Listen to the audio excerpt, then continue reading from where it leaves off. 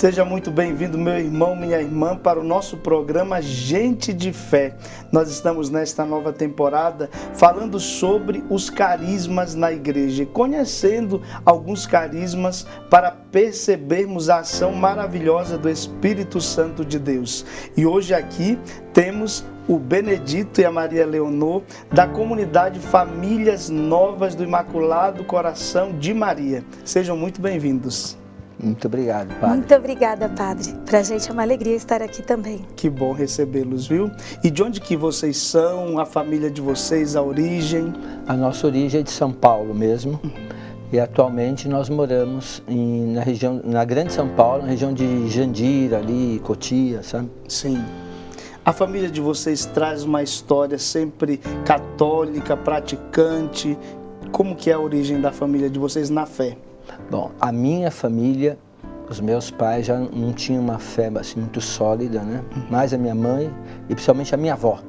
A minha avó, sim, ela me ensinou a rezar o terço quando eu era criança, ia frequentemente à missa. E eu tive uma experiência com as irmãs agostinianas. Quando eu era criança, minha mãe trabalhava no colégio, aqui pertinho, o Colégio Cristo Rei. E eu vivi muito tempo com as irmãs, passei férias em convento, sabe? Então eu tive assim, um contato forte com a religião quando eu era criança. Sim. Aí participei de grupo de jovens, mas a minha experiência de fé, de berço católico, não foi muito sólida por causa dos meus pais, que não eram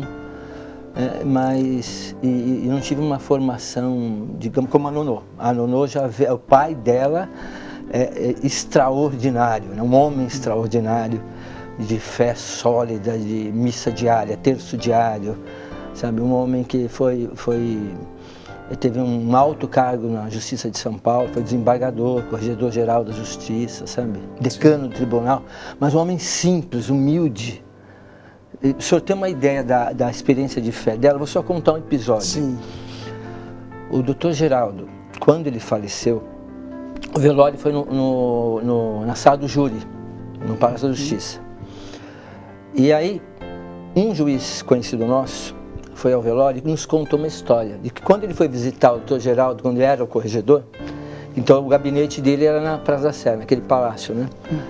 E aí, na hora do almoço, ele foi atravessar a Praça da Sé com o doutor Geraldo. E aí, atravessando a Praça da Sé, o doutor Geraldo parava para cumprimentar todos os mendigos. Só que ele conhecia o nome de todo mundo e todos os mendigos o chamavam pelo nome.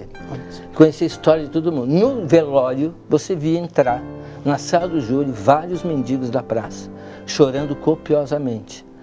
Então ele ajudava, ele participava da vida deles, sabe? Então o doutor Geraldo era assim, um homem super caridoso, né? De extrema fé. E a Nonô veio desse berço.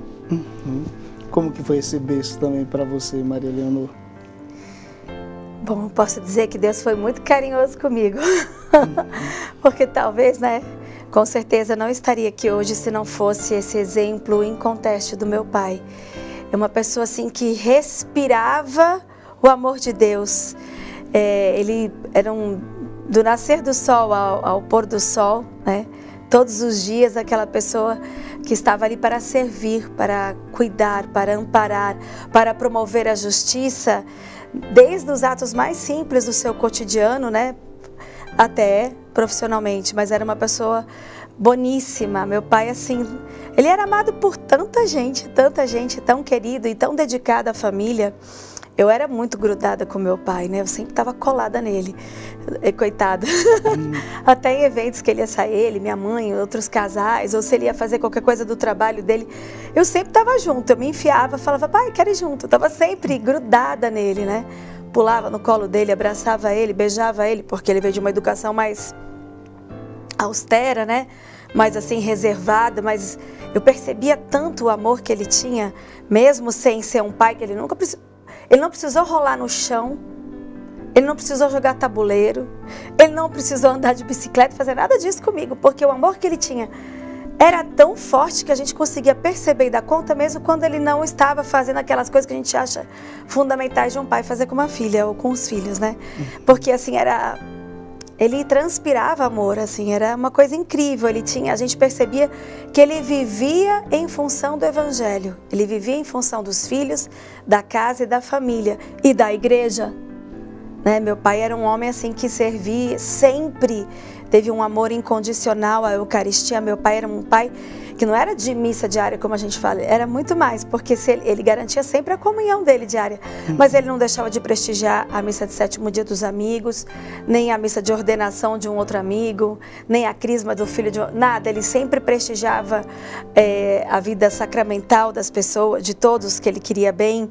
Então às vezes ele pegava 3, 4 missas, né, para poder, porque ele era uma pessoa que todo mundo amava, então ele tinha uma vida social intensa. Né, assim, ele estava sempre, meu pai participou de tudo que é tipo de comissão, então comissão de direitos humanos, comissão de pastoral. Meu pai era vicentino, foi vicentino a vida toda, eu fui vicentina graças a ele. Então a gente de pequenininha entrava em todas as comunidades, favelas ali da Vila Olímpia, que tinham muitas antes da expansão imobiliária, né, então antes de porem fogo nas favelas, né, para construir prédios. Então a gente estava sempre lá. Então foi através do exemplo de vida do meu pai, de serviço, né, à igreja, de estar lá. Meu pai dá curso de noivos, meu pai dava catequese, tudo que precisasse, o que a igreja pedisse, meu pai nunca dizia não. Ele estava sempre ali a serviço da igreja, sem nunca faltar com os filhos.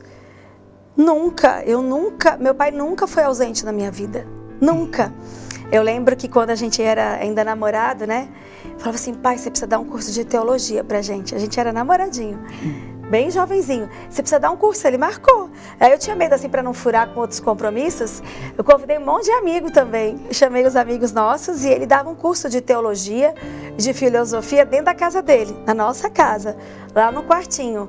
E eu nunca me esqueço de alguns princípios e valores e entendimento da fé que eu aprendi com meu pai naquele curso, que era uma catequese doméstica, de pai para filha e namorada e outros, né, feitas ali no ambiente doméstico. Então meu pai, tudo que eu tive de dúvida sobre qualquer assunto importante, eu perguntava para o meu pai, e ele nunca se furtou.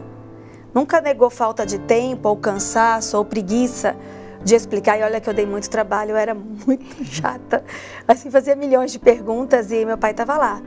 Até coisas bobas, por exemplo, eu também sempre questionava algumas coisas, tipo, eu gostava de chegar muito tarde em casa. Eu era uma jovem, assim, bem espoleta. Aí ele ficava me esperando. Não importava se eu fosse chegar às 3, às 4 ou às 5 da manhã, meia-noite, ele punha o horário às 11, eu teimava e chegava bem tarde. E ficava lá argumentando com ele. Mas eu não vou querer pecar só porque está escuro, porque é de noite. Eu falava: por que eu preciso chegar cedo se eu posso fazer errado? Tem motel que funciona durante o almoço.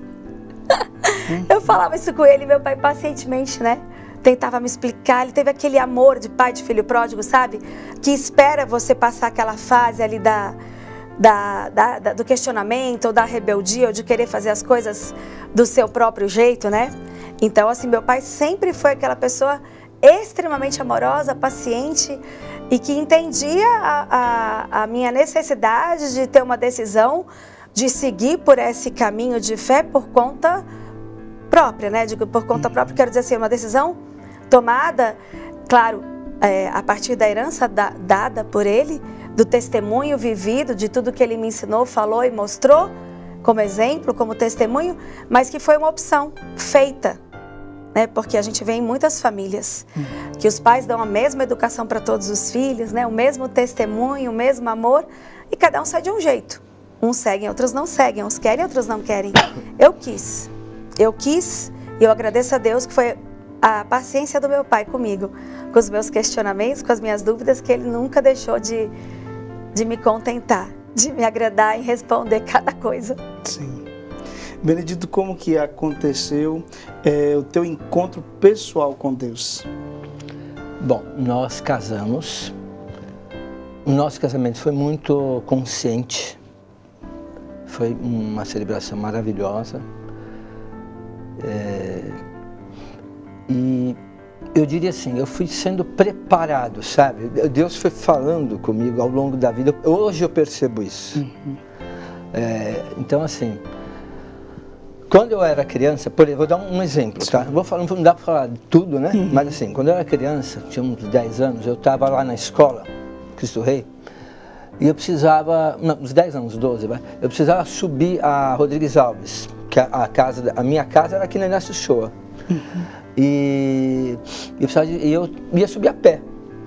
E o dono do bar da escola, o senhor Almeida, um senhor de 70 anos, ele pegou um táxi ali na frente da escola. E ele percebeu que eu ia subindo a pé. Aí ele perguntou para mim, você quer uma carona? E aí eu falei, seu Almeida, claro, né? Aí eu entrei no carro, eu falei, muito obrigado, agradeci. Aí ele falou para mim assim, eu nunca esqueci. Filho, aprende uma coisa, eu quero te falar uma coisa. Quem não vive para servir, não serve para viver. Anos depois eu ouvi isso do Papa Francisco na JMJ, sabe? Então, Deus sempre foi cuidando assim, sabe? De mim assim, com episódios desse tipo. Sim. Bom, casamos, tivemos um casamento de altos e baixos, foram 10 anos, tivemos 3 filhos na primeira geração, a Nonô sempre puxando para a fé, né? E tivemos bons momentos, enfim. E nos meus 10 anos, quando completei 10 anos de casado, eu tive assim, uma ascensão social, econômica, profissional. E aí eu fui me deixando esvaziar, sabe?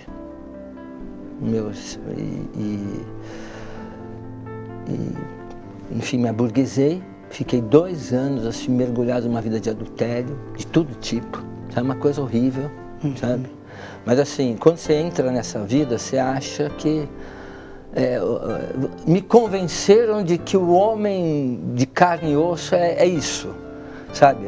Esse homem fiel não existe, é coisa para santos de altar e que você não alcança. É um homem comum que vive assim. E eu fui convencido dessa realidade e achei que todo mundo vivia assim mesmo, era assim mesmo. Então, mergulhei nisso até quando veio o momento de perdão, sabe? E essa foi a minha experiência de fé mais profunda, padre. Porque no dia que ela teve ciência, ela me perdoou de uma maneira sublime na hora, sem questionar nada. Ela soube, chorou muito e me perdoou. Falou, eu te amo, cara. Ela chorava muito. Eu nem imaginava, eu não tinha mais consciência desse tipo de amor. O pai dela me liga e fala, filho, eu te conheço. Eu estava sabendo também, eu te conheço, você não é esse homem. Eu te espero amanhã na porta da igreja. Vamos recomeçar a vida. Padre, eles arrebentaram comigo, os dois. Passei a noite inteira chorando, vi a besteira que eu estava fazendo. Fui na igreja, o gabinete dos desembargadores era na Avenida Paulista. E do lado do gabinete estava a igreja Melquita, do Dom Fares, sabe? Sim. Que é ligado ao Papa, né? E aí foi lá que ele combinou comigo, que era do lado. Ele estava esperando na escadaria da igreja, de braços abertos. Eu voltei para a igreja, nos braços do meu sogro, que tinha acabado de receber a notícia de que eu estava cometendo adultério vergonhoso. Entrei no confessionário, fiz uma confissão de 1 hora. Quem estava no confessionário? O arcebispo, que chorou comigo a confissão inteira. Ele continuou a conversa na sala. Quando chegou na sala dele, ele chorou de novo, eu também. Terminou a conversa, ele falou assim, filho, agora você vai se ajoelhar na igreja, diante da cruz, vai tomar aquela cruz no seu ombro, entregar toda a sua vida a Deus, para devolver o sorriso à sua esposa e fazer a sua família feliz. E daqui a alguns anos você dará testemunho para milhares de pessoas. Essa foi a minha maior experiência de fé, porque eu tomei essa cruz no meu ombro, fiz esse compromisso, e aí eu pensei, como que eu vou cumprir isso? Aí eu olhei para a vida do pai dela. O pai dela é um homem assim. O que ele faz? Missa diária, terço diário. Não sai do quarto antes de fazer uma leitura espiritual, antes de meditar com a palavra de Deus. Então eu vou fazer igual. Mudei minha vida 100%, padre, de um dia para o outro. Mas foi uma graça muito grande. Olha que testemunho forte. O perdão. Eu creio que muitas e muitas famílias passam por este mesmo problema de adultério, de infidelidade, de um casamento às vezes que não está na presença de Deus e mesmo tendo pecado. Por isso que eu costumo dizer, a princípio, adultério não é motivo de separação. Não sei como que vocês tratam isso com as famílias, porque é preciso ver aquilo que o pai da Maria Leonor falou para você, Benê, né? Que você não era o homem que ele conhecia que tinha casado com a filha dele. Sim. E te levou para Deus. É. Como foi isso, Maria Leonor, desse perdão? Como que você teve força, coragem para dar esse perdão? Bom, também acho que Deus foi me preparando. Porque, é claro, antes da gente, qualquer homem, qualquer mulher cair na situação do adultério mais concreto, né? A situação, né? O casamento é como um jardim. Você tem que fazer na poda, você tem que regar, você tem que adubar, como qualquer relação humana. Você tem que cuidar e às vezes você entra numa rotina, num processo que você vai colocando outras prioridades, você vai descuidando dessa hierarquia, deixando de ter aquele olhar sagrado, né, para a vida em família ou para o seu cônjuge. Você acaba, às vezes até por conta se não é pelo trabalho, pelos próprios filhos, quantas mulheres a gente vê que às vezes dão tanta prioridade somente para os filhos e o marido vai ficando de lado. Então tanta coisa vai acontecendo que com certeza isso vai minando o amor, né? Vai tornando aquela relação já não tão vigorosa, tão assim apaixonada, tão intensa como quando se escolheram e quiseram casar e começaram o casamento. Então, isso eu acho que também é uma coisa que foi contribuindo, né? Só que por N motivos, a gente tinha deixado acontecer da coisa ficar... por causa das diferenças de gênero, nós somos opostos, tá? Aqueles opostos complementares. Mas no começo foi difícil, porque eu acho que eu era muito feminista. Então deve ter sido muito difícil para ele. Porque eu era muito... assim, queria tudo do meu jeito, queria mandar em tudo. Eu fazia muita coisa, tudo errado também. Então eu acho que tudo isso facilitou e ajudou para que ele pudesse depois cair no canto da sereia, para que ele pudesse, para justificar aquilo que naturalmente o homem já tem como tendência, que é o pecado. Todo homem já tem a tendência ao pecado. E aí a gente pode facilitar sendo uma mulher chata, né? Sendo uma mulher pegajosa, sendo uma mulher mandona, ou que não sabe cuidar do lar, ou não prioriza o cuidado do lar. E eu era uma mulher que não sabia fazer absolutamente nada. De verdade. E aí, então, acho que tudo isso pode ter favorecido, né? Então, tem toda a parte minha, tanto o meu egoísmo em diversas circunstâncias, diversas coisas, que foi assim, quer dizer, um vazio, talvez, numa necessidade dele, permitiu que ele tivesse menos vigoroso, menos forte, né? Para poder combater a tentação, etc. E às vezes, então, a pessoa, como eu falo, às vezes a gente vai para a praia, você não quer ficar longe do guarda-sol, mas você, às vezes, se você não está lá fincado, ancorado, você, sem querer, vai sendo levado. Então, eu sei que tem toda a minha parte de culpa total, né? Porque eu acho que eu não soube cuidar. Quando a gente ama, a gente cuida. E eu era tão, assim, infectada pelo feminismo que eu acho que eu não cuidava, porque eu achava inconcebível uma mulher cuidar do seu marido do jeito que deve, entendeu? Então, para mim, era meio que cada um por si mesmo. Eu digo assim, no sentido de carinho, de ir levar um chazinho, de preparar uma coisa que ele gostasse de comer, de preparar, dar todo aquele ambiente dele se sentir, poxa, eu tenho uma mulher que me ama. Sabe, de todos esses cuidados, eu acho que eu não fui capaz de fazer como uma mulher segundo a vontade de Deus, uma mulher de Deus faz, né, de priorizar 100% todos esses cuidados. Mas, além disso, né, também, Deus sabendo, né, da minha história, Ele foi me preparando, como? Me colocando em situação de. Quando o nosso casamento, então, já estava assim, aquela situação que não era um casamento segundo a vontade de Deus. A gente morava junto, né? A gente tinha um sacramento, mas já cada um estava vivendo de uma forma muito egoísta, né?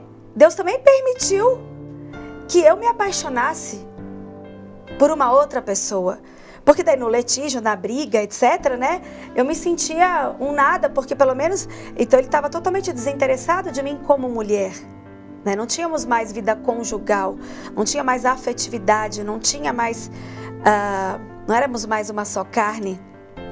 E aí, eu ali tentando, né, salvar, porque assim, eu casei achando que o que sustentaria o nosso casamento era aquele amor inicial romântico, né, que só o meu sorriso, só o meu corpinho de 20 ia ser suficiente. Na verdade, isso tudo passa, isso tudo é pouco, né? Porque tudo isso se for só por isso, tem outros sorrisos, tem outros corpos, tem tanta coisa, não é verdade?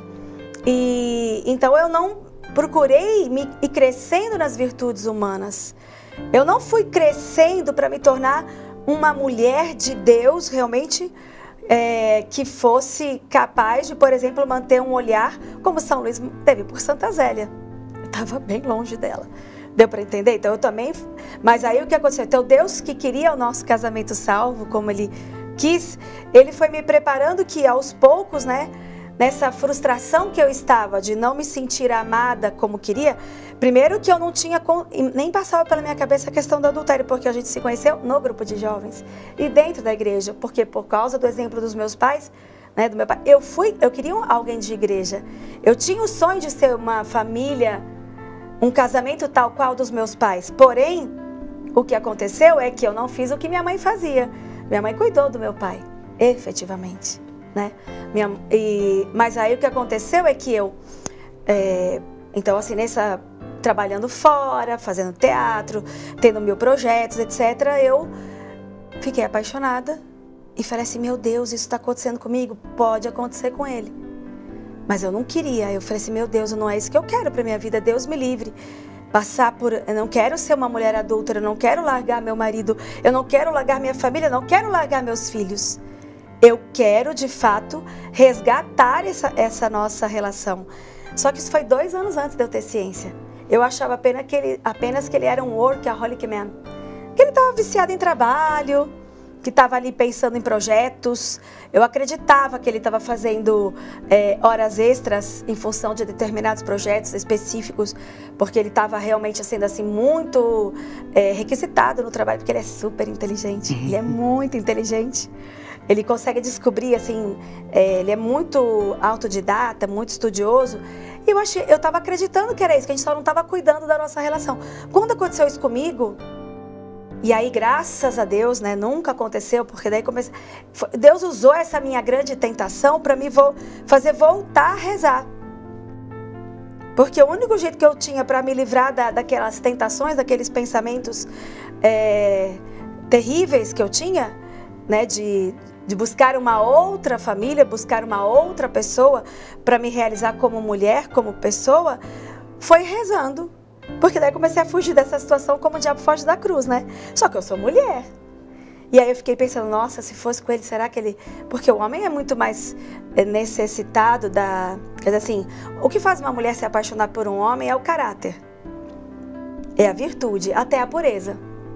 A gente imagina que a pessoa seja pura, não, uma mulher de Deus, vamos dizer assim, uma mulher que busca alguém reto, não é pelo corpo, não é pelo rosto, é pelas virtudes humanas, né? Você pensa, agora, falei, nossa, mas o homem não, para o homem, puxa vida, né? Como é difícil para o homem hoje manter a pureza, a castidade e principalmente a fidelidade, porque o homem é muito sensível à concupiscência dos olhos, né? É terrível. Então eu falei, se uma mulher hoje as mulheres partem para cima, eu falei assim, meu Deus. Então eu fiquei, naquele momento que eu me percebi naquela fragilidade, eu falei, pode acontecer com qualquer um. Porque eu descobri que é possível você estar amando uma pessoa e apaixonada por outra. Então Deus me mostrou que eu falei, puxa, a gente é muito mais complexo. As coisas não são tão assim, simples e tão fáceis como a gente imagina. Então, realmente é preciso você ter uma empatia, se colocar no lugar do outro. Isso foi o que me ajudou. Isso foi Deus me preparando. Falei, nossa, então, eu fiquei assim em estado de, poxa, né, eu preciso então cuidar. Aí foi aí que eu tomei a consciência que o nosso relacionamento estava um terreno baldio e não mais um jardim.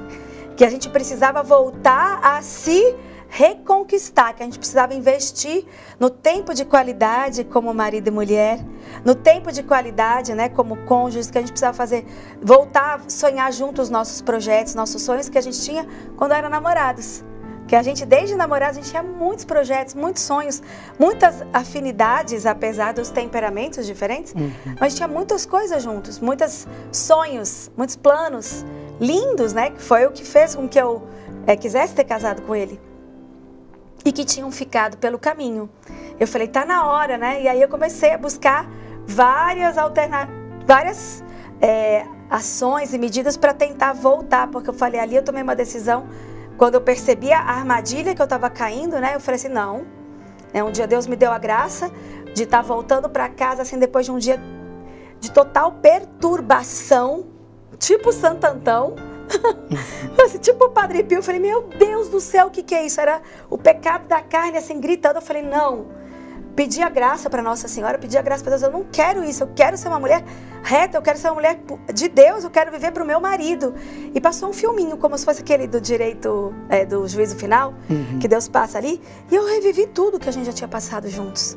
Desde o nosso tempo de paquera, namoro, noivado, os primeiros anos de casada, eu falei, não, Deus está me confiando a esse homem, eu vou até o fim por ele, né? A minha decisão agora é que a gente eu vou fazer de tudo para salvar o nosso casamento, para salvar a nossa família. Dele que eu vou prestar contas para Deus no juízo final. Eu preciso fazer, né? Eu preciso que esse homem vá ao céu, e eu preciso nós juntos, né? Somos uma só carne, uma só alma. Então, vamos lá. O que eu tenho para fazer para resgatar esse casamento? Então, isso me preparou. Foi 2 anos antes de eu ter a ciência. E aí, durante esses 2 anos, eu fui buscando ser outra mulher, né? E aí, mas eu fiz de tudo, menos buscar a Deus. Eu não tinha apesar de ter voltado a Deus nesse sentido, que eu falei, pedi a Deus essa graça, eu ganhei, Deus foi muito generoso, mas eu não percebia que o que faltava para ele, quando eu falo assim, o que faltava era de fato deixar ele voltar para Deus. Eu não tinha percebido. Porque eu também estava tão no salário, uma cristã, uma mulher de Deus, salário mínimo, né? Eu não estava alimentando a minha fé. Então eu busquei música, matriculei ele no teclado, busquei academia, matriculei ele para fazer atividade física, falei para ele sair com os amigos. Eu achava que tudo era aquela coisa do estresse do trabalho, a falta de tempo, entendeu? Para uma vida, porque a gente conheceu muito cedo, casou muito cedo. Eu falei, tá faltando para ele ter esse respiro da casa para o trabalho, do trabalho para casa. Coitado, é muito puxado. Então precisa ter esse tempo, né, também. Por que não, né? Fazer um teclado, vai ser uma higiene mental boa. Por que não cuidar do corpo? Ele sempre tinha uma luta contra a balança, fazer atividade física é bom para a higiene mental. Fui tentando várias coisas, mas eu não falei, vamos buscar nos engajar na igreja, vamos buscar alimentar nossa fé de uma forma mais comprometida. A gente estava indo à missa de domingo, ficando no fundo da igreja, entendeu? E olhe lá. Que testemunho forte. Estamos acompanhando esse ato de fé que foi o perdão, mesmo diante de uma infidelidade. O casal Benedito e Maria Leonor, da comunidade Famílias Novas do Imaculado Coração de Maria, partilhando conosco. Não saia daí, vamos para um breve intervalo e já voltamos. Voltamos com o nosso programa Gente de Fé, hoje entrevistando aqui, acolhendo esse testemunho, na verdade, do Benedito e da Maria Leonor, da comunidade Famílias Novas do Imaculado Coração de Maria. E nós estamos percebendo a profundidade desse testemunho. Por quê? Porque este casal, chamado por Deus para um carisma para as famílias, precisou viver o perdão mesmo numa infidelidade. É por isso que a Maria Leonor conta agora pra gente como foi exatamente o perdão, que você conseguiu dar o perdão para o Benê.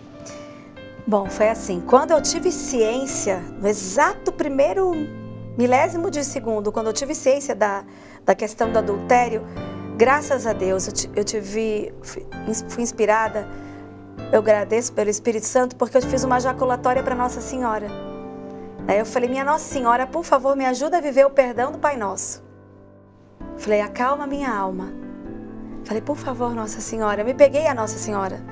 E aí, claro, quem é que mãe que nega, né? Nossa Senhora jamais nos abandona. Então ela, segurei firme na mão dela, porque eu falei, eu não sei como agir, o que eu devo fazer, eu não sou capaz, mas eu preciso dar esse perdão. Eu quero testemunhar, né? Eu quero viver aquilo que a igreja ensina, aquilo que Cristo viveu na cruz para nos perdoar, como eu não poderia não perdoar o meu marido, o pai dos meus filhos, o homem, né, que Deus colocou na minha vida. Então, mas eu pedi ajuda para Nossa Senhora, porque sozinha, né, eu partiria para porrada, para vingança, por abandono, faria tudo de errado. Mas graças a Deus, eu acho que realmente Nossa Senhora, quando a gente pede, ela é presente, se faz presente. Deu certo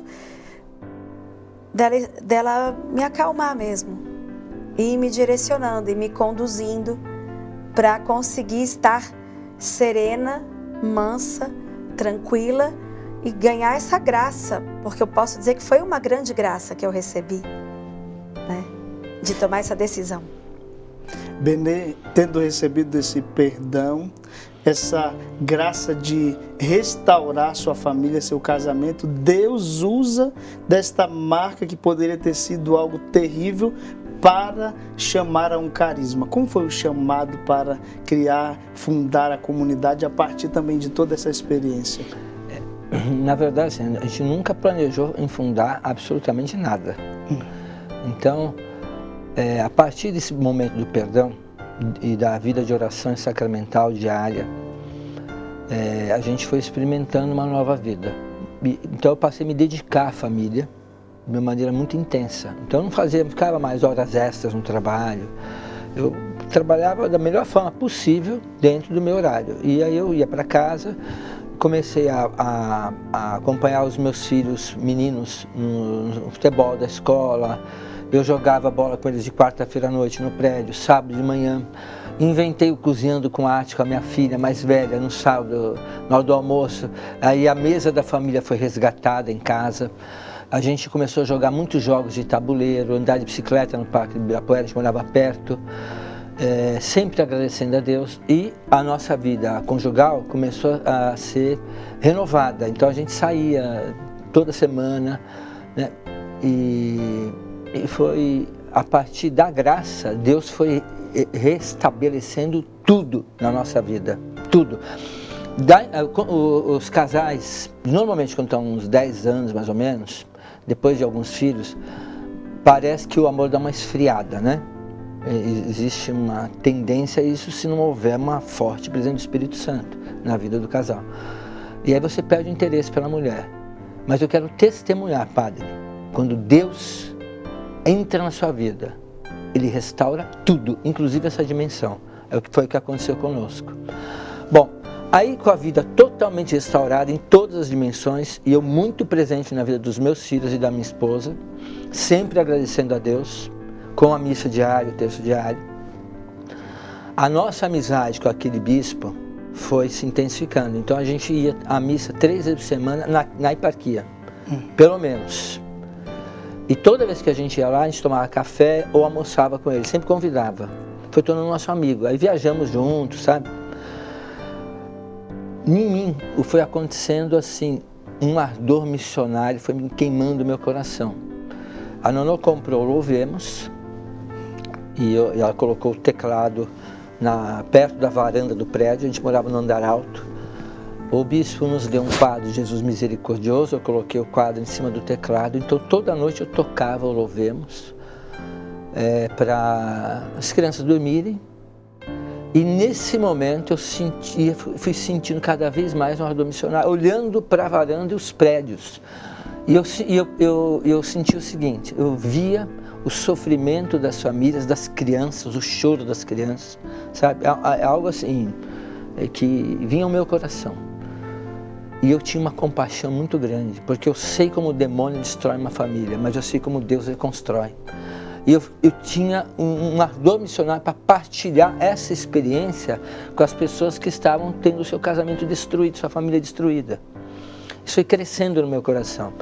Na Nonô foi crescendo o desejo de uma vida em comunidade, para a gente não perder a graça alcançada. Mas que comunidade seria essa? uma comunidade que trabalhasse com toda a família, que incluísse os filhos, que cuidasse da gente como casal, incluísse os filhos participassem da caminhada, uma espiritualidade mariana, porque Nossa Senhora foi muito presente na nossa vida, aberto aos carismas e aos louvores de uma maneira serena, algo no meio termo. Naquela época a gente tinha isso em mente, entre a renovação carismática e o Opus Dei, sabe? Porque a gente passou bastante do Opus Dei, né? A mãe dela participou, ela participou. Sim. Então eu participei também, fui em algum tempo da minha vida, meu sogro me levou bastante, para tudo, inclusive para o Opus Dei. Mas a gente queria algo no meio termo, uma formação sólida, uma espiritualidade serena, profunda, aberta aos carismas, mas mais ou menos no meio termo. E com a família inteira participando. Aí a gente foi partilhando com o bispo, Dom Fales, a gente quer uma comunidade assim, porque nós queremos ser cuidados, né? Porque nós não queremos mais perder a graça. Aí ele falou pra gente, olha, uma comunidade com essas características eu não conheço. Talvez na França tenha visto algo parecido. No Brasil eu não conheço. A amizade foi se fortalecendo com o bispo, o ardor missionário crescendo cada vez mais, notícias de separação chegando para a gente, através dos nossos filhos, metade da classe deles estava se separando. Foi uma febre, né? De divórcio, de separação. E esse desejo de a gente ter essa comunidade, para a gente poder continuar com a graça, né? Viajamos de novo, viajamos com o bispo, e celebrou missa na casa que a gente estava, de férias em Brotas. Foi uma experiência maravilhosa. Depois daquelas férias, a conversa subiu um pouco de tom. Aí o bispo chegou à decisão, bom, já que essa comunidade é tão necessária para vocês, e ela não existe, ela precisa existir. Então foi um discernimento, o início surgiu um discernimento junto com o bispo. Só que nós não éramos bizantinos, né? Nós éramos latinos. Sim. Depois de um tempo, nós caímos o Espírito Santo nos levou para o colo do Dom Emílio Pignoli, que era o bispo da onde a gente morava, né? E o Dom Emílio cuidou da gente até antes da pandemia, com todo o coração, sabe? E acompanhou, né? O Dom Fales entendeu que a gente não era bizantino, né? Mas foi assim que surgiu o carisma. Sim. Maria Leonor, como que é a experiência de ter uma família consagrada? Os filhos de vocês também são consagrados? Como que acontece isso? Na verdade, para a gente começar, a gente até com os 3 mais velhos na época falou assim, olha, então vamos conversar com os filhos. Eles têm que estar de acordo, porque serão tantas renúncias, né? Será uma vida tão diferente da que eles levam, como normalmente, do que a gente vivia até então, né? A gente vai mudar da água para o vinho. Eles têm que ter consciência, eles têm que ser favoráveis. Então eu lembro que a gente marcou um jantar com os 3 meninos, isso lá atrás, 2006, 2005. Falou, olha, a gente está sendo chamado por Deus para fundar uma comunidade, para começar um trabalho missionário, mas vocês precisam estar conosco nessa. Vocês topam ou não? Porque se vocês falarem não, vai ter que negociar com Deus que Ele chame outros, né? Porque a gente não pode, o nosso dever de Estado, nosso dever primeiro, e que naquele que a gente é insubstituível, é na educação de vocês, é como pais de vocês. Então, para dar certo, vocês têm que estar juntos. Vocês topam ou não? E eles, justamente porque eles que traziam as notícias, né? Da separação dos amiguinhos, o sofrimento que eles viam acontecendo. E eles também que estavam colhendo a graça de ver a diferença do pai presente, do pai transformado em casa. Então eles todos quiseram muito, né? E tanto que muitas coisas, muitos discernimentos, inspirações fundacionais foram assim surgindo ali na nossa relação com os próprios filhos, na nossa vida doméstica. As coisas foram sendo inspiradas e construídas, né, nessa experiência de família. E aí, claro, todos cresceram totalmente presentes em tudo, todos os eventos da comunidade. Aliás, a comunidade tem esse jeito de ser famílias novas graças aos nossos filhos, porque pela necessidade e intensa, como é que eu vou dizer, oportunidade de feedback deles, né?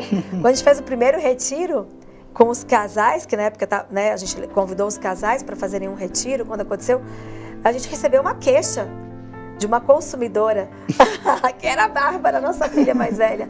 Ela chegou e falou assim, vocês falaram que ia ser um projeto para a família e a gente ficou em casa e vocês foram para esse retiro aí só com os casais. Tá errado, não foi esse o combinado.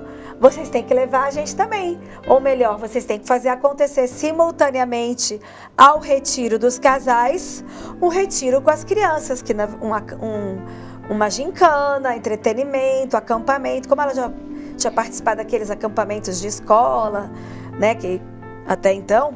Então ela sugeriu, a gente falou, nossa, por isso que eu falei, o Espírito Santo foi usando, né, a voz, a boca, o coração dos nossos filhos para ir corrigindo a nossa rota também, para ir nos aprofundando no carisma, nesse sentido de ser realmente abrangente para a necessidade de uma família com crianças, com bebês, uma família às vezes, né, numerosa, aberta à vida, porque a gente estava ali. Ai, se a gente vacilasse, que a gente, o Espírito Santo usava. Então a gente pegou e falou, tem razão. Aí então já no segundo, nunca mais, né? A gente fazia retiro das famílias sem as crianças poderem estar juntos. Claro, depois a gente criou outras também estratégias. Às vezes as crianças, se o lugar não podia acolher as crianças, elas eram acolhidas em casas de outros missionários, casas de família, de amigos da comunidade. Aí era festa, né? Que criança que não gosta de ir dormir na casa de irmãos da comunidade, mas assim, nunca as crianças largadas para trás aos cuidados da babá eletrônica, Deus me livre, que é a anticatequese, né? Que é a anticatequese. Por isso que a gente fazia questão, por isso que quando a gente conversou com o bispo, a gente falava, não, as crianças têm que estar junto. Porque eu tinha a experiência muito evidente de famílias, inclusive muito próxima, né, de pais que às vezes se doavam tanto para a igreja, né, sempre ajudando, porque a gente acaba pedindo sempre para quem diz sim, que são os mais ocupados, do que aqueles que sempre dizem não, porque estão sempre indisponíveis, e acaba, sem querer, as famílias caindo num certo ativismo, né?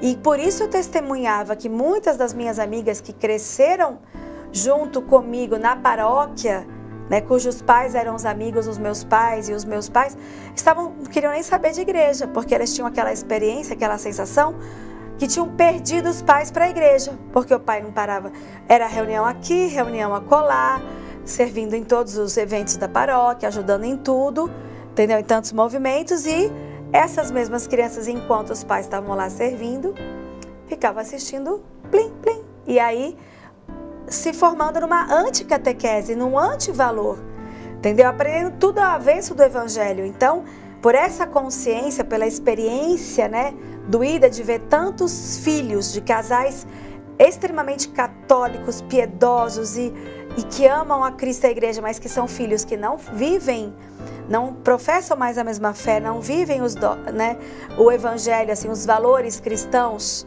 né, não vivem a nossa doutrina, não comungam mais os mesmos dogmas, ou seja, estão fora. Eu falava assim, a gente não pode deixar isso acontecer conosco, com os nossos filhos. Então eu falei, então a gente tem que estar sempre, então tudo a gente tem que fazer contemplando, levando em consideração a necessidade e a oportunidade de evangelizar as crianças, né? Um testemunho de uma igreja que acolhe a família. Bem, com certeza muitos foram os desafios, ainda são com certeza, mas que desafios vocês passaram, enfrentaram, venceram pela fé? Você também passou por um processo de câncer na língua? Sim. Como que foi isso? Bom, padre, a primeira provação nossa foi a convivência, foi o teste, Deus nos testou no mistério da iniquidade. Se aproximou um diácono que enganou o arcebispo, né, e foi nos ajudar no começo. Inclusive morou em casa um tempo. E esse diácono era terrível. Ele teve a ordem nula, para o senhor ter uma ideia. Fazia vida dupla, terrível. Foi a primeira decepção nossa. alguém da igreja, da ordem, queria nos ajudar, em princípio, no projeto, né, na missão, e nos traiu. Mas isso me ajudou muito a amadurecer e me preparar para os tempos em que nós vivemos, sabe? Então, o nosso amor não esfriou diante da iniquidade. Depois, o câncer. Passamos por essa situação, veio o câncer na língua, e depois eu tive metástase cruzada, um câncer no pescoço. 7 meses depois, na metástase, a Gabi, que era a filha mais nova, ela estava com 1 mês de vida. E nós tivemos 2 filhos depois da restauração do casamento. A mais nova, 1 mês de vida. Então a gente entrou no hospital com a Gabi no colo, com 1 mês de vida. E o médico falando para a Nonô, um médico excelente, do AC Camargo, ele falou para a Nonô, ele não vai sobreviver. São 3 meses de vida. Deu metástase, pegou os vasos linfáticos e sanguíneos, vai estourar câncer em tudo quanto é lugar. Foi o mesmo tipo de câncer da Chiara Cordella. Na mesma época, inclusive. Olha só. Sabe? Só que depois eu fiz ele tirou 120 linfonodos daqui, quase arrancou o pescoço fora para fazer biópsia. Ele achou que estava tudo contaminado. Mandou para a biópsia, não achou mais o câncer. Né? E aí eu fiquei curado. Mas foi uma aprovação tremenda para nós. E a terceira aprovação, que eu diria, foi o golpe financeiro. Minha vida era totalmente estruturada. Eu sou profissional, tenho meu trabalho. Todo mundo na comunidade trabalha, sabe? Exceto o sacerdote, né? Mas a gente, aquele diácono lá nos deu um mau golpe, sabe? Eu tive problemas financeiros terríveis. Eu empobreci demais com a vida missionária por causa desse golpe, sabe? Então eu tinha uma vida muito bem estruturada e fiquei quebrado, né? Até hoje eu estou me recuperando. Então foram provações dessa ordem, sabe? Foi a gente pensa, né? A gente vai entrar no serviço de Deus,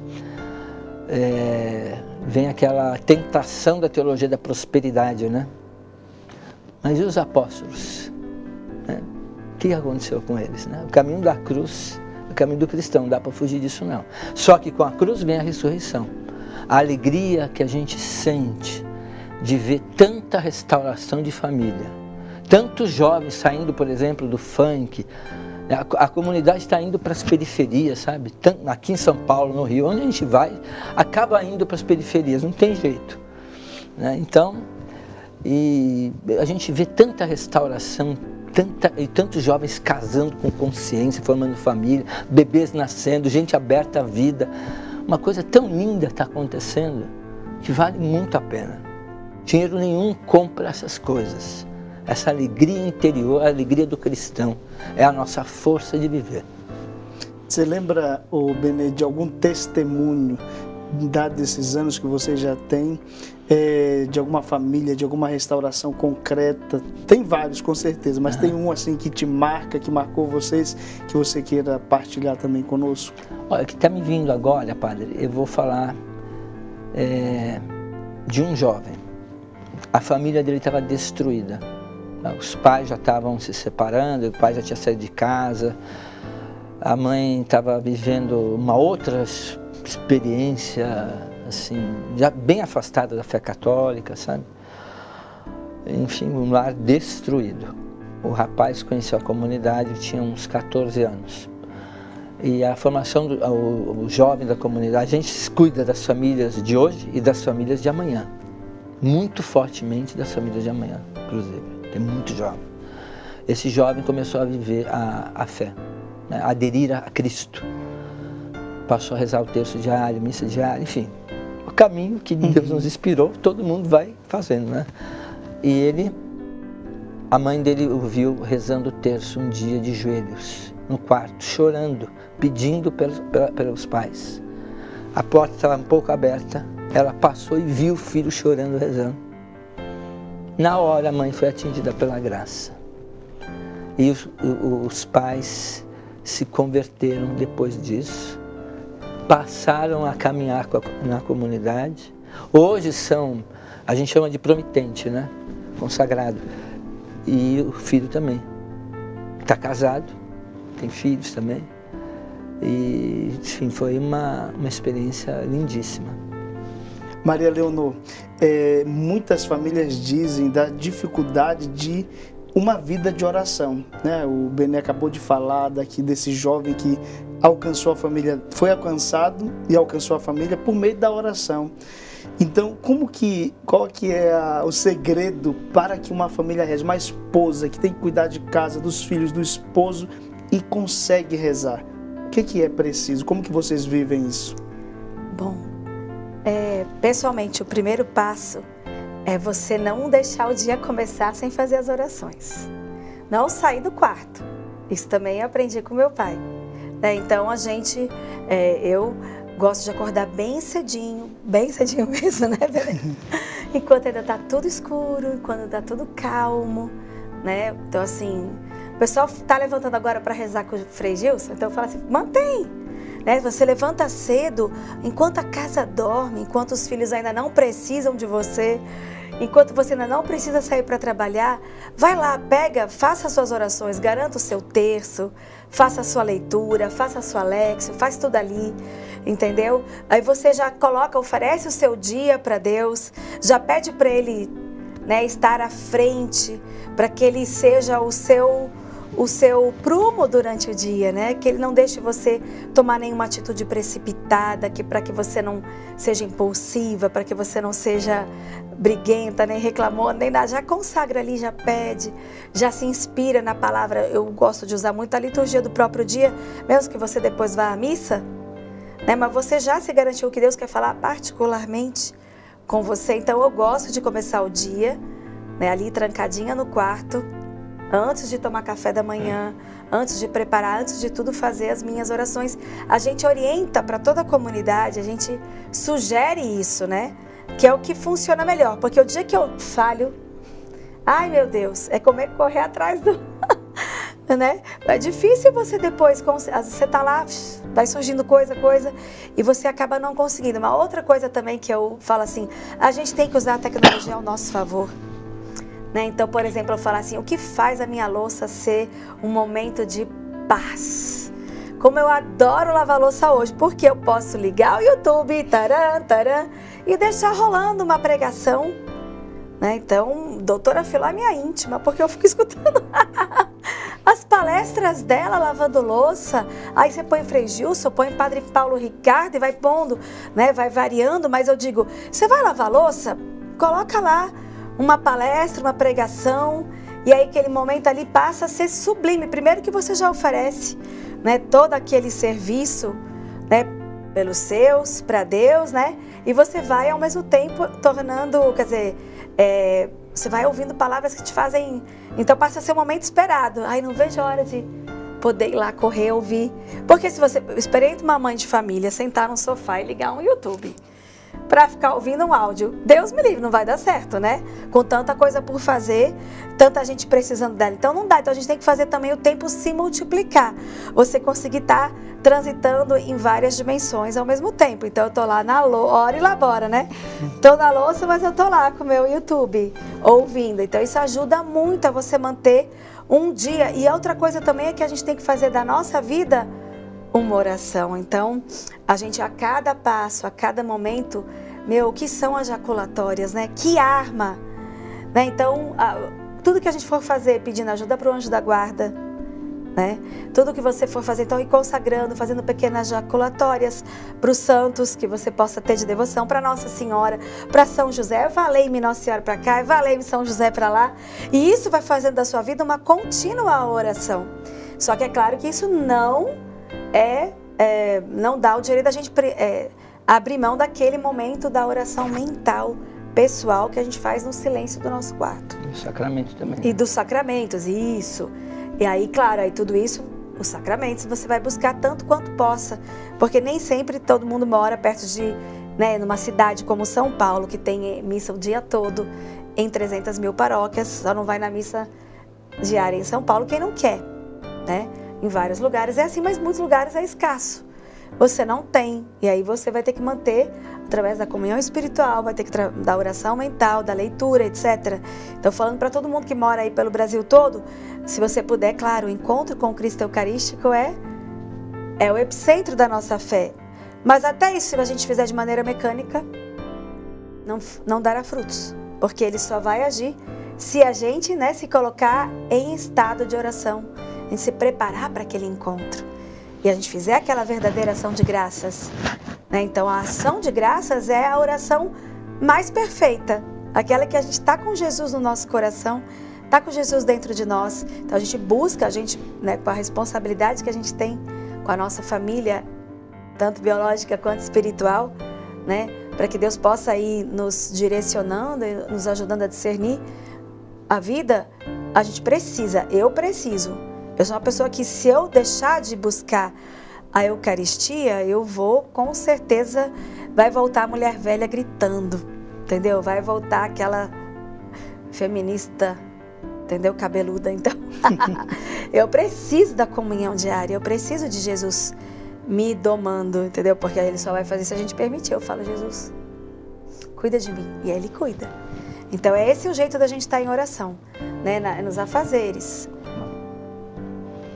Benê, qual a mensagem que você deixa a partir do testemunho de vocês, a partir da vida entregue, doada para todas as famílias do Brasil e além Brasil que nos acompanham agora?